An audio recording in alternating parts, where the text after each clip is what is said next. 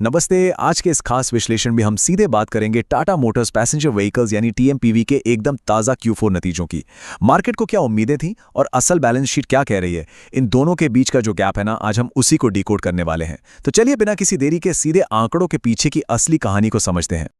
आज की चर्चा के मुख्य बिंदु कुछ इस तरह रहेंगे।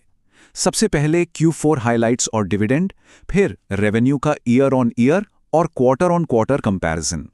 उसके बाद बात करेंगे बढ़ते खर्चों की, प्रॉफिट मार्जिन की हकीकत की, ईपीएस यानी अर्निंग्स पर शेयर की, और आखिर में देखेंगे मार्केट आउटलुक और वॉलेटिलिटी। तो चलिए शुरुआत करते हैं हमारी पहली और सबसे दिलचस्प कैटेगरी से, Q4 हाइलाइट्स और डिविडेंड। और शुरुआत ही एक बहुत ही पॉजिटिव नोट के साथ हो रही है। कंपनी ने सीधा ₹3 प्रति शेयर के डिविडेंड का ऐलान कर दिया है। शेयर धारकों के लिए एकदम शुरुआत में ही ये एक बहुत ही शानदार खबर है। मतलब ये सिर्फ एक आंकड़ा नहीं है, बल्कि ये साफ तौर पर मैनेजमेंट का वो कॉन्फिडेंस दिखाता है जो उन्हें कंपनी के कैश फ्लोज और फ्यूचर को लेकर है।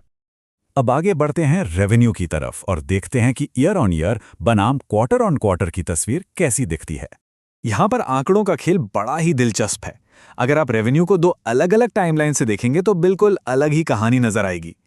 पिछली तिमाही के 70,108 करोड़ रुपए के मुकाबले इस बार क्वार्टर ऑन क्वार्टर रेवेन्यू में सीधा 50% का मैसिव जंप है। 50% सुनने में बहुत बढ़िया लगता है ना, लेकिन ऑटो सेक्टर में हम हमेशा साल दर साल यानी ईयर ऑन ईयर ग्रोथ पर ज्यादा फोकस करते हैं, और उस नजरिए से देखें तो ये उछाल सिर्फ 7% का रह जाता है। यानी ग्रोथ तो है पर थोड़ी सीमित सी, और इसी वजह से इसे एक मिक्स्ड बैग कहा जा रहा है।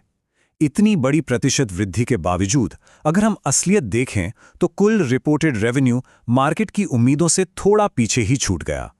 बाजार ने लगभग 11,000 करोड़ रुपए के रेवेन्यू का अनुमान लगाया था, लेकिन आंकड़े वहां तक पहुंच नहीं पाए। अब आते हैं बैलेंस शीट के उस हिस्से पर जो थोड़ी चिंता बढ़ा सकता है, द राइजिंग एक्सपेंस फैक्टर, यानी बढ़ता हुआ खर्च। जब हम ऑपरेशंस की लागत को देखते हैं तो सच कहूं तो एक बहुत बड़ा सरप्राइज मिलता है। खर्चों में एकदम से एक हैरान कर देने वाला उछाल आया है।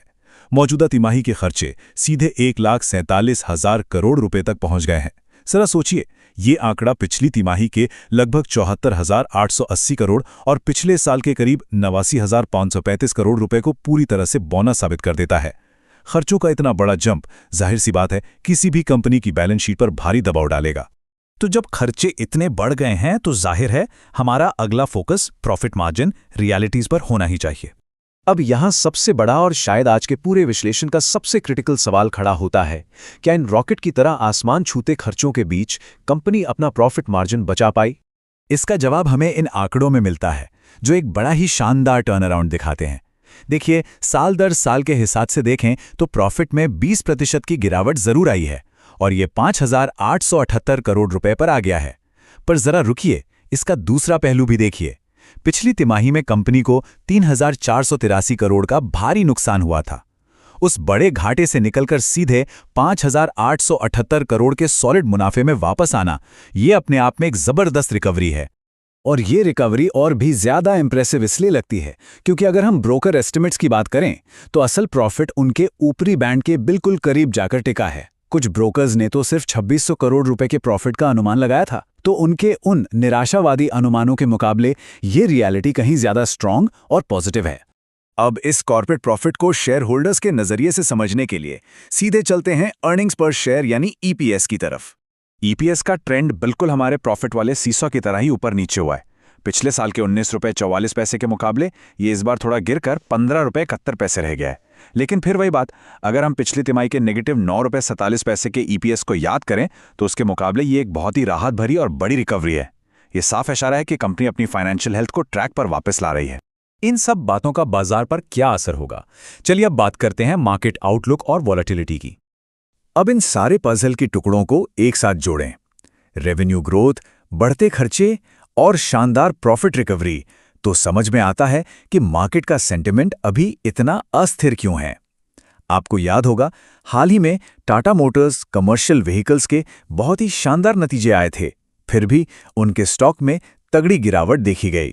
अब टीएमपीवी के ये नतीजे तो वैसे भी काफी मिक्स से हैं, और क्योंकि ये स्टॉक फ्यूचर्स एंड ऑप्शंस यानी F&O सेगमेंट में आता है जो अपनी भारी अस्थिरता के लिए जाना जाता है, तो भाई अप्रत्याशित और तेज उतार चढ़ाव के लिए बिल्कुल तैयार रहना चाहिए, क्योंकि यहां किसी भी करवट ऊठ बैठ सकता है। तो आखिर में ये पूरा विश्लेषण हमें एक बहुत ही क्रिटिकल सवाल पर लाकर खड़ा कर देता है। इन मिक्स सिग्नल्स और अप्रत्याशित एफएनओ स्विंग्स के बीच आने वाले दिनों में पूरा का पूरा ब्रॉडर ऑटो सेक्टर कैसे रिएक्ट करेगा? क्या बाजार इन नतीजों को पचा पाएगा? खैर, ये देखना बेहद दिलचस्प होने वाला है। आज के इस विस्तृत विश्लेषण में हमारे साथ जुड़ने के लिए आपका बहुत बहुत शुक्रिया।